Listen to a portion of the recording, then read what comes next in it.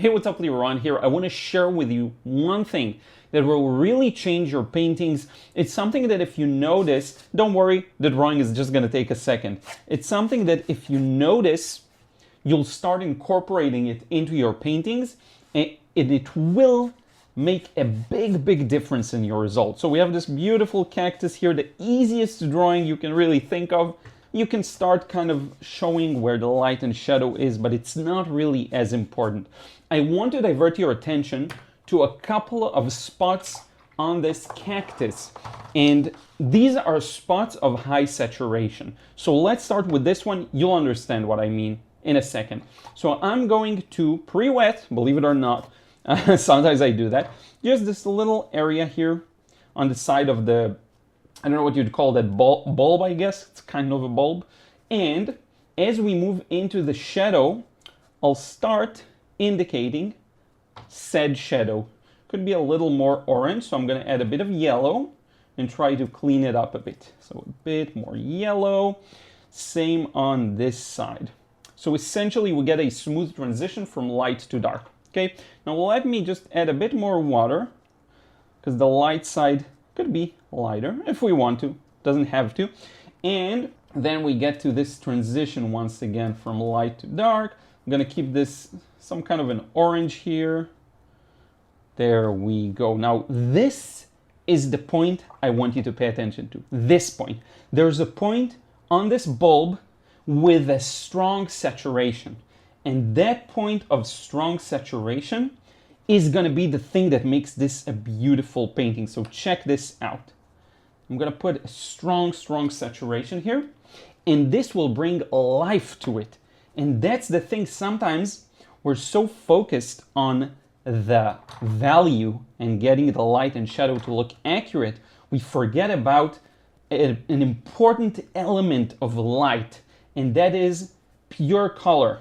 So that once I start shading the rest here, and this side on the right goes even more towards the grayish yellow, right around here, even more yellow. Once I am starting to properly shade this thing, look at how that point of strong saturation really creates an impact. So I want to show this to you again. Let me maybe show this to you. Actually, we have a good spot here on the transition from light to shadow. So let me I'm actually going to switch to a larger brush. So I'm going to pre-wet this edge right here. And I want you to pay attention closely, because this is a really fun element of painting that, again, you make this small change. You notice this one thing more, and it will make an impact to your work. So now, the very edge of the transition from light to dark, the very edge is the most saturated green. So check this out. A strongly saturated green. Okay, and I'm gonna take my time with it, look at and see how it dries. And I don't even know if I'm that accurate, to be honest with you, but that's how I perceive it. So that's gonna be a relatively clean green, and look at what happens once we steer clear or move away from that green. We're starting to have more of a muted neutral feeling. Now as I'm painting it, I'm doing my best to preserve that edge, that strongly saturated edge. And as we move down, we're getting to a bit of an orange feel, I would say. So right around here, it's gonna get a little orange around the base. See this? And a large brush makes it so much easier to paint. So sometimes just increase the size of your brush, you'll do much better. And now we're gonna paint the stronger shadows within. And these are gonna be a green, but not as vibrant of a green as what we have established here on the edge. So I'm using blue and yellow and a bit of red to neutralize. And check it out, just from a design perspective, how beautiful does the cleaner green and even the cleaner orange become when you place something that's a little more neutral right next to them. Okay, so I'm gonna mix something darker here. Just gonna have some fun. Still trying to keep it somewhat green. Go darker, like so. And I'm not even really paying attention to all the patterns. You see there's a lot of these patterns of the, I don't even know what you'd call these, the sharp needles, I guess. Those are needles, right? Sometimes like such basic words, I just forget what they are. And then here, I notice it's a dark orange. So I'm gonna try and keep it a bit of a cleaner, yet dark orange. See, kind of like this.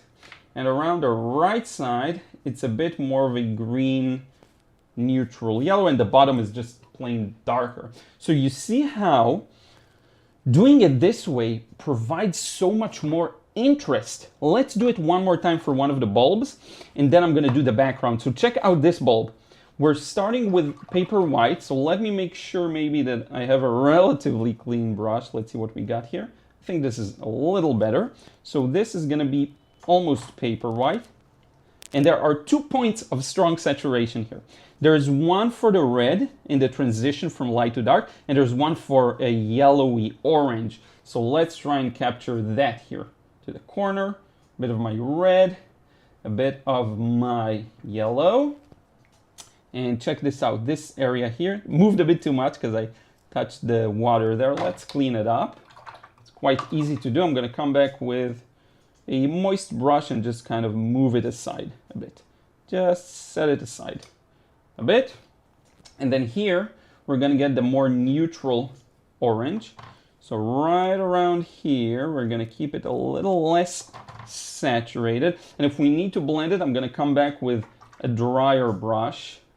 Maybe it's a little damp and just kind of help the paint. You'll learn with intuition with time how to blend things like so. And then, as we reach the center, let me cover the whole thing for a second here. But then the center of that bulb, I'm gonna keep saturated and clean with just my Pyrrole Scarlet. So you'll see it here. A bit of a, this time I did it differently. I left a gap and I'm coming back and filling it in with my most vibrant paint. And check this out. This looks fantastic. The incorporation of not only light and shadow, but also saturation, having that in mind is big. It's a big, big change. Now we're gonna do this one real quick. Check it out, real quick. Strong saturation. And then we're gonna keep it somewhat of a strong saturation within the yellow, right around here.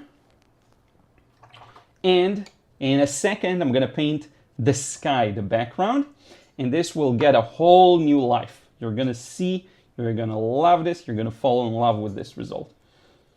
But first, let's get this more of a neutral orange, and even I would say brown in some spots. So I'm gonna add blue to the orange to make it more brown around the areas where I wanted to. And check it out, because I started so wet on this thing, look at how it's still wet and it seeps into it. Such a beautiful thing to do. Now, of course, you can come back with wet and wet and start adding details. Forget about that for now. Maybe we'll do it once this dries. Let's put the sky in. You know what? Let's just drown it with color. So I'm using both my ultramarine and my phthalo blue just to mix something that will look good. I feel like we need more of the ultramarine to make it, the phthalo blue to make it look a little better. The large area, and let's go for it. So check it out. A lot of the beauty will come from the areas where the highlights or the lighter bits now get a new meaning. And I'm taking a bit of a risk, right? Because it's not fully dry. It's fine, you can decide not to do it this way, but I'm just going for it. Let's make the top a little stronger. There we go. These areas, I think, started to dry a bit more, so they'll be a little more forgiving. There we go. Wrap this whole thing up with the sky. A lot of people wonder how like I work fast, but I still have kind of good control and nothing is too off.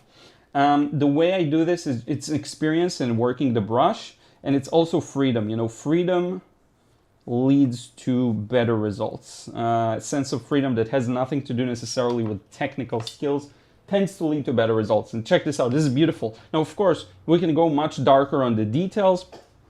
We can wait for this to dry and just add, I'll show you just this small detail. We'll let this dry for a couple of moments. I'll show you one cool detail. Okay, that was weird. We actually had a power out. I want to show you, so I had to wait a moment. I want to show you how easy it is to add all these beautiful pricks, I think is what it's called. All these beautiful details and prickles, whatever. Look at this, okay? I'm gonna put a dot for the actual thing. Okay, so there's a dot, and I can put a lot of these in. Here's another one, and another one, and another one, another one. They're gonna be closer together towards the roundedness of it, but as we look directly at it, they're gonna be a little more farther apart. And whatever, imagine I'm doing this for the entire thing. Now look at this. All I have to do is add these beautiful cast shadows that are actually quite clean oranges. So red and yellow, that does the trick for clean orange the last time I checked. And look at this, I'm just gonna place the shadows and move them in the direction I see them moving, okay? So this is gonna connect here, it's gonna connect here. Check it out, these shadows move down, this shadow moves down, this shadow moves in this direction. You can also do it the other way around. You can first put the shadow and only then add the actual thing casting it, just in general. But you see how this effect is very simply created. You don't need to do much. And same goes for putting what's responsible for the cast shadow. And you have to understand one important thing. I have not put the darkest shadows. I haven't put this cast shadow here. I haven't put a ton of details that I have not included here. The thing is, I want to show you how, wanted to show you how just using one tool, and that tool is saturation. One tool only, you can create so much interest and so much focus. What I would do ideally, if this was to be a final piece, is I would make the sky more neutral and more muted, not as strong a blue because it competes with the cactus. I would adjust all the shadows here. I would close all of these gaps down. But check this out. One little change, just figuring out what's the point of strong saturation, and you're good to go. Again, I can show this to you on the abstract too. Here's a brown. Here's a brown blue. Right, here's a bunch of browns, but here is a strong, relatively pure red. Look at how it puts everything in an interesting contrast. It doesn't have to be red. Here's a neutral green, a neutral brown, right? But check this out. Here is a clean green. See? Just having this one color set the tone, right? It helps put everything in balance. I really hope you enjoyed this one. If you want to support my work, I'd really appreciate it if you check out my courses in the description box below. 2025, Happy New Year. And if you want to get a handle on watercolor this year, check it out. My frustration-free watercolor course, especially if you feel tight with watercolors, you can't let go, let loose, have the freedom you want. Check it out. I want to thank everyone who supports me over on Patreon. If you want to receive credits at the end of the videos, be sure to check that out as well. You'll also receive access to, multiple exclusive posts. Thank you so much. Let me know your thoughts in a comment down below, and I will see you in the next one. Keep painting.